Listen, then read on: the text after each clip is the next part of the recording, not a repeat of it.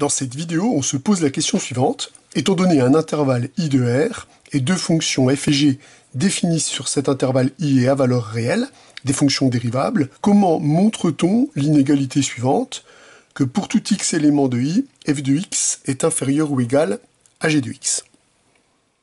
La méthode consiste à procéder en deux étapes. Déjà, dans une première étape, on va se ramener à un problème de signe et montrer que pour tout nombre réel x élément de I, f de x moins g de x est inférieur ou égal à 0. Évidemment, ces deux inégalités sont équivalentes, donc montrer cette inégalité revient à montrer cette inégalité. Et ensuite, pour démontrer que f de x moins g de x est toujours négatif ou nul sur l'intervalle I, on va étudier une fonction. La fonction phi qui est définie par f de x moins g de x pour tout élément de I. En étudiant les variations de cette fonction, on peut dans la plupart des cas déterminer son signe. En tout cas, c'est ce qu'on va voir et c'est ce qu'on va mettre en place sur des exemples pour voir la méthode en action. À titre d'exemple, on va démontrer que ln de 1 plus x est plus petit que x pour tout nombre x strictement plus grand que moins 1. On commence par se ramener à un problème de signe. On pose donc la fonction phi qui est définie par ln de 1 plus x moins x pour tout x strictement plus grand que moins 1. L'objectif est d'étudier les variations de la fonction phi afin de déterminer son signe. La fonction phi est bien définie puisque sur l'intervalle moins 1 plus l'infini, 1 plus x est strictement positif. La fonction phi est dérivable sur l'intervalle moins 1 plus l'infini, comme somme est composée de fonctions dérivables. Et pour tout nombre x strictement plus grand que moins 1, la dérivée de phi, donc on dérive chacun des termes, la dérivée de ln de 1 plus x, c'est la dérivée de 1 plus x qui vaut 1 sur 1 plus x, moins 1. Pour étudier le signe de cette expression, la bonne méthode est de la réduire au même dénominateur. Pour se ramener à des quotients et à des produits, on a déjà vu comment procéder dans ce cas-là pour déterminer le signe de l'expression. On obtient au numérateur 1 moins 1 moins x, il nous reste donc plus que moins x sur 1 plus x. Or, comme le dénominateur est strictement positif sur l'intervalle concerné, le signe de la dérivée, c'est donc le signe de moins x. On va donc pouvoir dresser le tableau de variation de la fonction phi.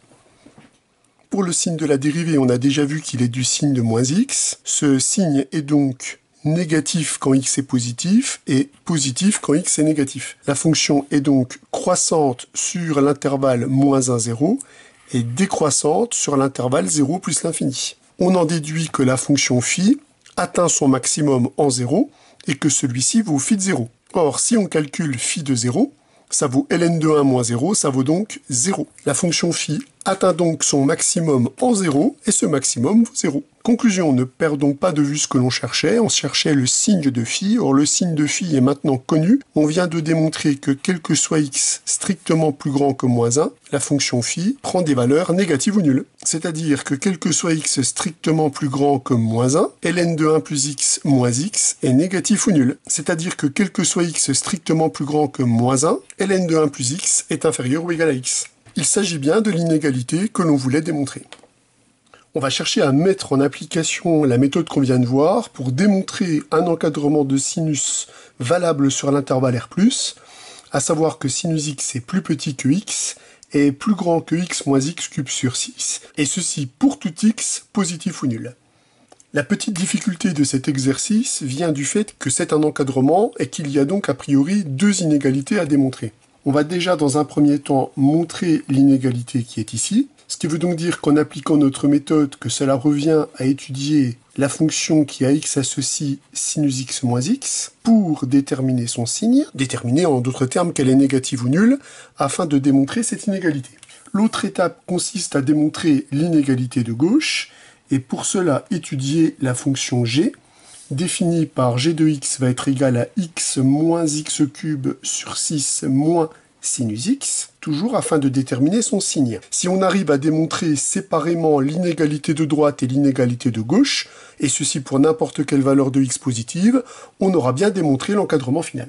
Commençons par effectuer l'étude de f. La fonction f est dérivable sur R+, comme somme de fonctions dérivables. Et pour tout nombre réel positif, la dérivée de f est la dérivée de sinus, qui vaut cosinus, moins la dérivée de x, qui vaut 1. Comme la fonction cosinus est compris entre moins 1 et 1 pour tout nombre réel x, la dérivée est donc négative ou nulle. La fonction f est donc décroissante sur l'intervalle R+, donc pour tout x positif ou nul, on a f de x qui est inférieur ou égal à f de 0. Or, f de 0 étant égal à 0, on a f de x qui est négatif ou nul. L'objectif était de chercher le signe de f pour obtenir cette inégalité. C'est chose faite. On a donc bien obtenu que, quel que soit x positif ou nul, sinus x moins x est négatif ou nul, ce qui, en ajoutant x à chaque membre, permet de conclure que pour tout x positif ou nul, sinus x est plus petit que x. On a donc fait la moitié du chemin. Pour l'étude de la fonction g, on va faire le même constat. La fonction g est tout d'abord dérivable sur R+, puisque somme de fonctions dérivables, et que pour tout x appartenant à R+, la dérivée de la fonction g, il suffit de calculer la somme des dérivées et des termes. Donc 1 moins x carré sur 2 moins cosinus x. Alors il se trouve qu'on ne connaît pas le signe de la fonction g', qu'on n'est pas capable de déterminer simplement le signe de cette fonction. Donc on va appliquer à la dérivée la même méthode qu'on a vue pour déterminer le signe de cette fonction, c'est-à-dire continuer à dériver. Donc cette fonction-là est également dérivable sur R+, pour les mêmes raisons. C'est une somme de fonctions dérivables, donc on va continuer à dériver cette fonction jusqu'à ce qu'on obtienne une dérivée dont le signe est déterminable. Là, quand on dérive cette fonction, on va récupérer moins x plus sinus x. Or, le signe de cette fonction est maintenant connu, puisque sinus x moins x est négatif ou nul, quel que soit x appartenant à R+. Donc en utilisant l'information écrite ici en étoile, on obtient donc que la dérivée est négative ou nulle. C'est la relation étoile qu'on a établie juste avant. Connaissant le signe de la dérivée seconde, on va pouvoir déterminer les variations de g', puis le signe de d', et donc les variations de g, et puis le signe de g. Donc on va faire un tableau de variations qui va résumer tout cela. Nous venons de voir que la dérivée seconde est négative sur R+. Cela permet de dire que la fonction g' est décroissante sur R+. On va calculer la valeur g' de 0. Or, g' de 0, c'est 1 moins 0 moins 1, c'est égal à 0. Donc la fonction g' est décroissante sur R+, et prend la valeur 0 en 0. La fonction g' est donc négative. Si g' est négative, alors la fonction g est une fonction qui est décroissante sur R+. Pour déterminer le signe de g, je vais calculer g de 0. Or, g de 0 vaut 0, moins 0, ça vaut 0. La fonction g a donc un signe qui est déterminé, puisque g de 0 est égal à 0 et elle est décroissante sur R+. La fonction g est donc négative ou nulle. On en déduit donc que pour tout x appartenant à R+, g de x est négatif ou nul. Ce qui permet de dire que x moins x cube sur 6 moins sinus x est négatif ou nul, et donc x moins x cube sur 6 est plus petit que sinus x, et ceci pour tout x appartenant à R+. On a donc démontré l'inégalité de droite ici, on a démontré l'inégalité de gauche ici, on dispose donc d'un encadrement de la fonction sinus sur R+, la fonction sinus est majorée par x, elle est minorée par x moins x cube sur 6.